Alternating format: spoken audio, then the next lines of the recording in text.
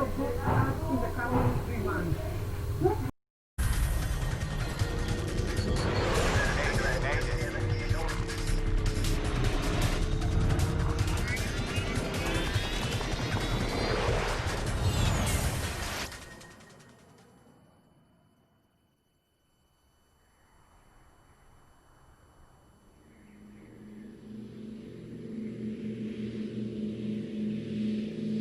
4:30 p.m., September the 8th, 1989.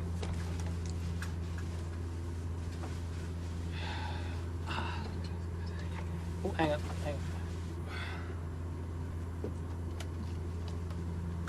Knut Tvetem and Finn Petter Berg are flying a charter flight from Oslo, Norway, to the German city of Hamburg. Partner 394, radar service terminated.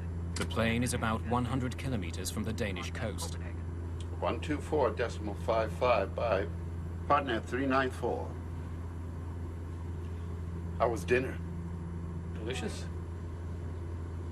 A little pricey, but delicious. The two friends have flown around the world together, including remote areas of Africa. They're highly experienced, and both are only months away from retirement. Copenhagen, good afternoon. Partner 394, Maintaining flight level 2. Partner 394, good afternoon. Radar contact, Copenhagen control. 394.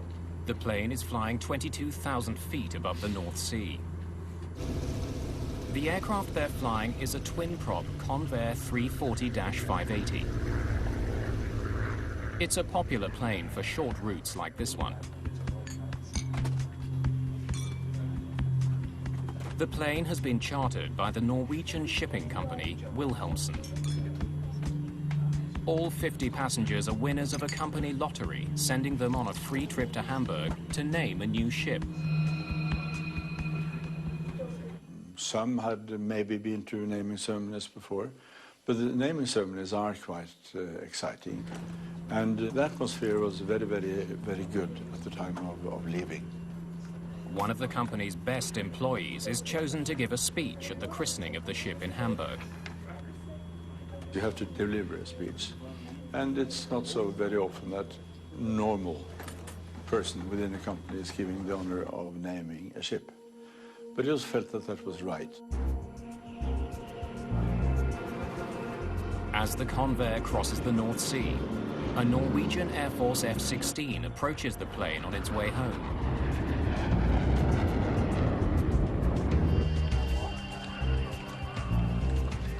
Whoa, look at that, 11 o'clock. F-16.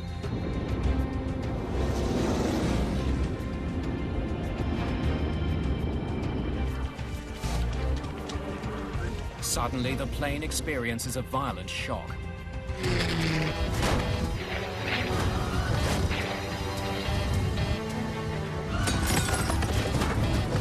The crew is caught by surprise.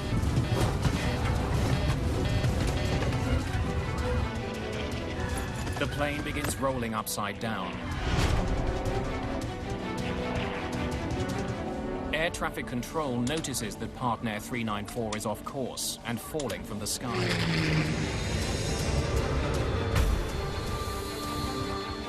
Partner 394, Copenhagen control. Please report new flight level.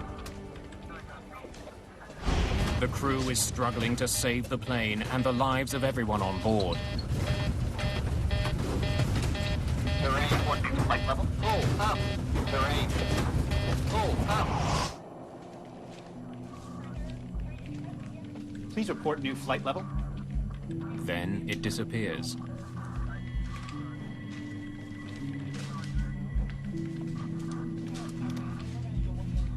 It seems as though the charter flight has crashed into the sea. Partner 394 en route to Hamburg is off radar.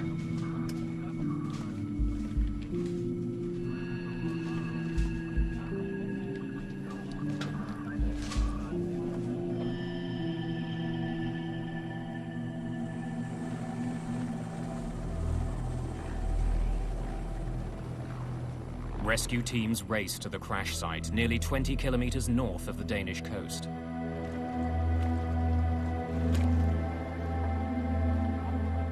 They find only wreckage and bodies. All 55 people who were on the flight are dead. I knew all the people. Some were close friends, some were less close, but I knew them all. And the pressure then felt double. The shipping company is devastated by the news. Half the staff from its head office has been killed.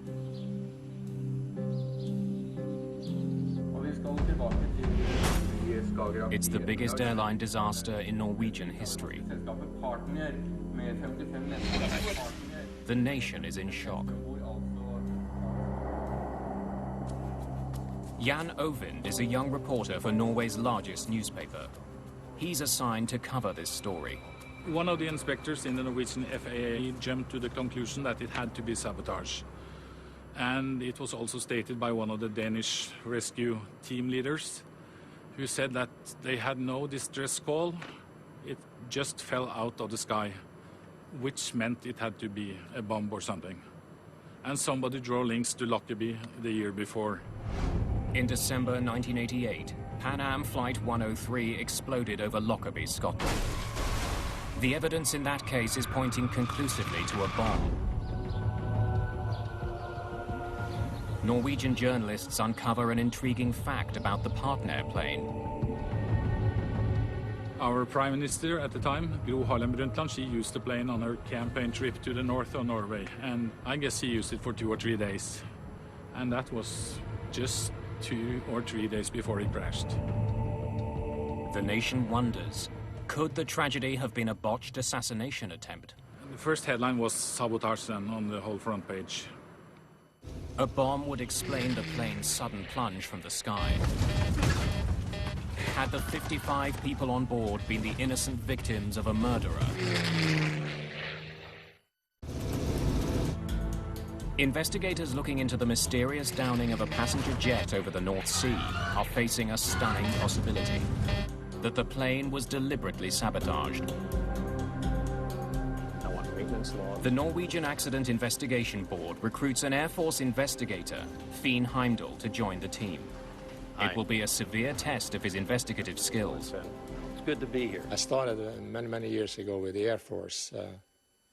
And of course, I saw some investigations mishandled terribly, and I thought it can be done better than that. Investigators hear from several witnesses who lend support to the idea that the plane was sabotaged.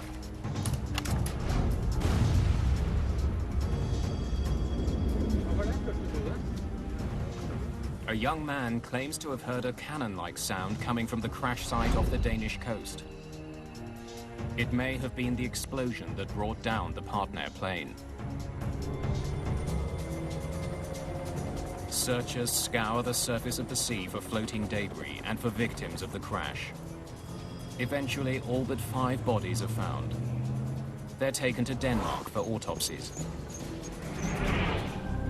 A month after the crash, investigators are busy recovering sunken wreckage. They've plotted the position of the wreckage on the ocean floor using side-scan sonar. It sends out sound waves that are reflected back when they encounter objects. The sonar equipment has painted a remarkably accurate picture of the underwater wreckage. It helps investigators see that the plane parts have settled over a 2-kilometer wide area.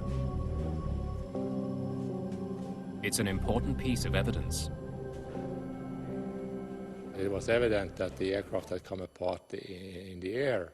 It hadn't hit the sea in one piece, that was for sure. The mid-air breakup suggests a bomb brought down the plane. But it will take weeks to prove this. In the meantime, investigators hope the plane's black boxes will provide more immediate insight into the crash.